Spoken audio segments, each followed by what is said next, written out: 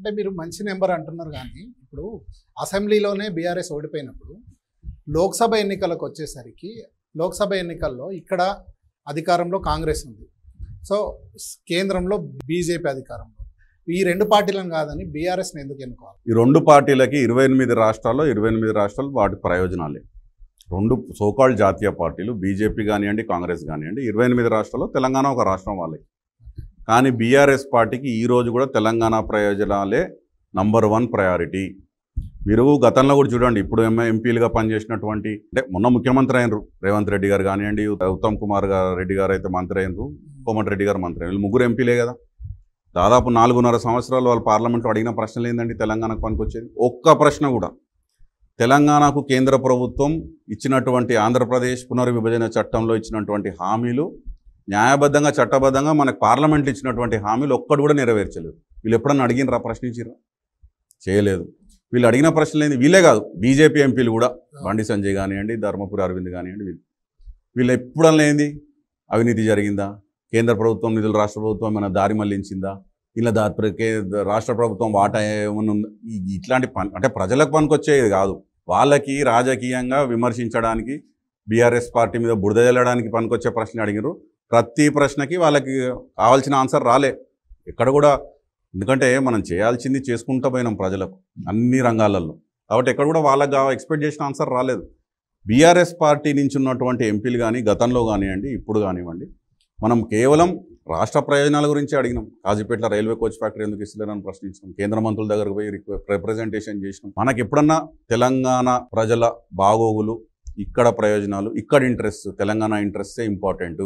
రేపు మన గొంతు లేకపోతే, బీఆర్ఎస్ పార్టీ గొంతు లేకపోతే పార్లమెంట్లో తెలంగాణ అనే పదం కూడా కనుమరుగయ్యే పరిస్థితి ఉంటుంది. నేను చెప్తున్నా మీకు, కాంగ్రెస్ బీజేపీలు పట్టించుకోవు. మీకు ఎందుకండి, మొన్నటికి మొన్న కేఆర్ఎంబీకి అప్పచెప్పింది ఆ కాంగ్రెస్ పార్టీ. కృష్ణానది మీద ఎటువంటి ప్రాజెక్టులు ఉన్నాయో తీసుకుపోయి, అంటే 9.5 సంవత్సరాలు కేసీఆర్ గారు ఏ విధంగా ఆపినరు? అది ఎందుకు ఆపినరు? ఎందుకంటే ఒకసారి కేంద్ర ప్రభుత్వం కంట్రోల్లోకి వెళ్ళిపోతే మన రైతులకు కావాల్సినప్పుడు నీళ్ళు మనం వదులుకోలేం. అయ్యా దేహి అని వాడిని అడుకోవాల్సినటువంటి పరిస్థితి ఉంటుంది కేంద్ర ప్రభుత్వం. ఈ 9.5 సంవత్సరాలు లేని చర్చ ఇప్పుడు వీళ్ళ ప్రభుత్వం వచ్చిన వితిన్ 1.5 మంత్ కేఆర్ఎంబీకి అప్పచెప్పిన చర్చ ఎందుకు వచ్చింది అంటే, వీళ్ళ ప్రయోజనాలు ఎప్పుడన్నా నేషనల్ పార్టీస్ అనుకున్నప్పుడు, రేపు నీళ్ళ వాటా కేటాయింపులు చేయాలన్నప్పుడు ఆంధ్రప్రదేశ్లో ఓట్లు కావాలి, అక్కడ పార్టీ ఉండాలి, ఇక్కడ పార్టీ ఉండాలి, ఇక్కడ ఓట్లు కావాలి. కాబట్టి ఎట్లా చూస్తారు వాళ్ళు? కేవలం తెలంగాణ ప్రయోజనాలు ఉండవు వాళ్ళకి, దేశం మొత్తం 28 రాష్ట్రాల్లో ప్రయోజనాలు ఉంటాయి. దాన్ని బట్టి వాళ్ళ పాలసీ మేకింగ్ ఉంటుంది. దురదృష్టం అది. అందుకే మేము చెప్పేది, తెలంగాణ అస్తిత్వం కాపాడాలన్నా, తెలంగాణ ప్రయోజనాలు పార్లమెంట్లో మన గొంతుగా వినబడాలన్నా బీఆర్ఎస్ పార్టీ ఉండాల్సిందే.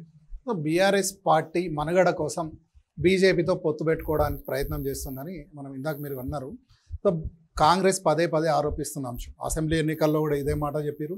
ఇప్పుడు కేసీఆర్ పర్యటన, అదేవిధంగా బీజేపీతో పొత్తు జరగబోతుంది అనేది ప్రధానంగా చర్చ జరుగుతుంది.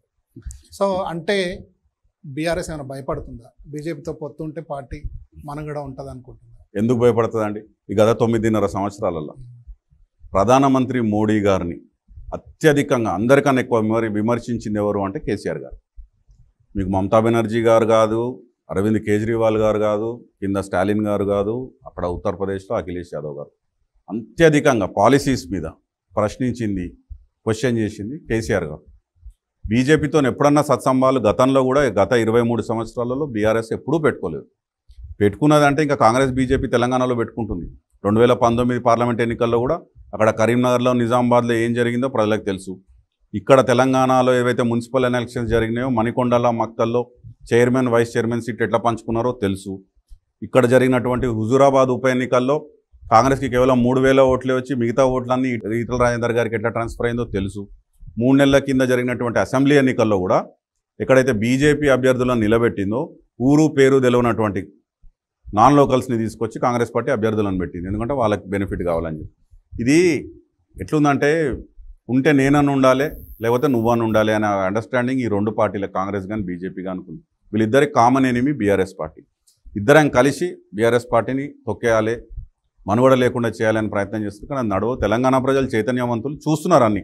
అంటే కొద్దిగా మైనారిటీ వర్గం, కొద్దిగా కాంగ్రెస్ పార్టీ నెరేటివ్ ఏదైతే మీరు తీసుకొచ్చిర్రో, బీఆర్ఎస్ బీజేపీ ఒకటే అని చెప్పి, అంటే పదే పదే వాళ్ళు చెప్పడానికి 2 కారణాలు చూపించారు ఎన్నికలకు ముందు. అసెంబ్లీ ఎలక్షన్స్ ముందు.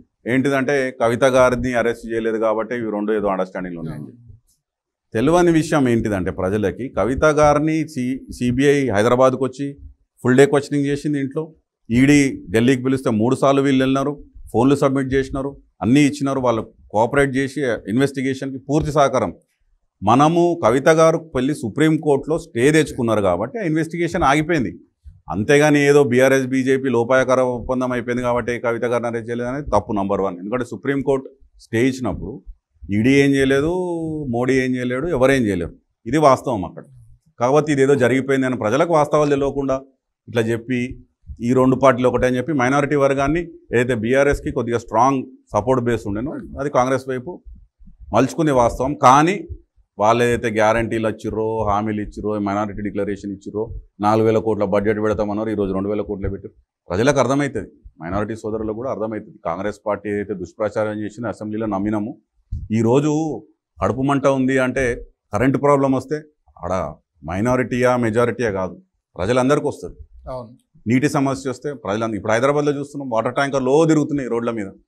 పొద్దున్న లేసా వాటర్ ట్యాంకర్లు కనబడుతున్నాయి. మనకి అవి కనుమరుగైపోయినాయి. జనరేటర్లు దౌర్భాగ్య పరిస్థితి. అసెంబ్లీలో కూడా జనరేటర్లు తీసుకొని పెట్టుకున్నారు. కరెంటు పోతే ఎట్లా నాయనా అని చెప్పేసి అసెంబ్లీ సెషన్ జరుగుతుంటే బయట పెద్ద జనరేటర్ వ్యాన్ తెచ్చి పెట్టుకున్నారు. సీతకి ఎక్కడ పోతే అక్కడ కరెంట్ పోతుంది. ఆమె 2-3 సభలలో మాట్లాడేటప్పుడు టక్కున కరెంటు పోయింది. అంటే ఇప్పుడు మనం చెప్పడం కాదు, ప్రజల అనుభవంలోకి వచ్చింది ఇది. కరెంటు కోతలు అనేది గత 9 సంవత్సరాల్లో మనం ఎక్స్పీరియన్స్ కానీ ఇప్పుడు ఎక్స్పీరియన్స్ అవుతున్నాం. అర్థమవుతుంది డిఫరెన్స్. ఎప్పుడైతే కంపేర్ చేసుకుంటారో ప్రజలకు అర్థమైపోతుంది కాంగ్రెస్ పార్టీ ఫెయిల్ అయింది, కేసీఆర్ గారు చేసింది వీళ్ళు చేయలేరు అనేది.